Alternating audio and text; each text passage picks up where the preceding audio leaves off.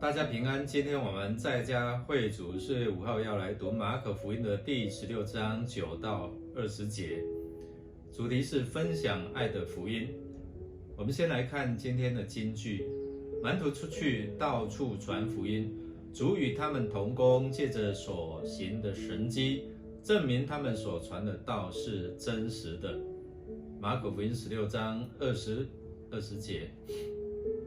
经文大概在提醒我们，耶稣对门徒显现并责备，门徒的反应使耶稣好像失望。主亲自向他们显现并责备他们。之后，耶稣就差遣他们要去完成他的工作，就是大使命。这段经文在比较早期可靠的抄本中都是不存在的。许多的教父也见证这段经文并非是马可福音的原著。之前我们谈过，早期文士在抄录马可福音的时候，怀着良善的动机，为沮丧的结语加入满意的补充，就是今天我们所看的9节到20节的长结语。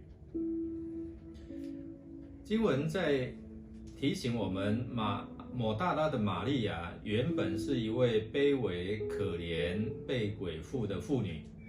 那复活主竟然先向她显现呢，而不是向这些的门徒显现，因为她心中对主有极深的爱跟渴望。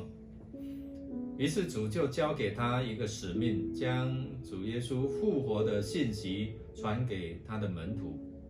这让我们知道，属灵的福分并不是依据民生地位、学识背景，而是对主的渴慕与谦卑的心灵。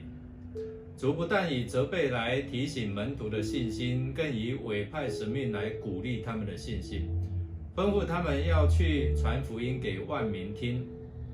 主给门徒的大使命，也给他们有权柄跟应许，叫他们可以依照他的全能，经历到他的同在。默想，你是不是有每天依靠主耶稣复活的大能，在生活当中为主而活？我们一起来祷告。亲爱的耶稣，谢谢你，你的复活带给我们有未来的盼望，但是有时候我们就好像门徒一样，没有信心。我们借着读这段的经文，再次鼓励我们的信心，也能够到各地去传福音，分享你复活的大能。我们这样祷告，靠耶稣基督得胜的名求，阿们。祝大家有美好的一天，经历上帝丰富的恩典。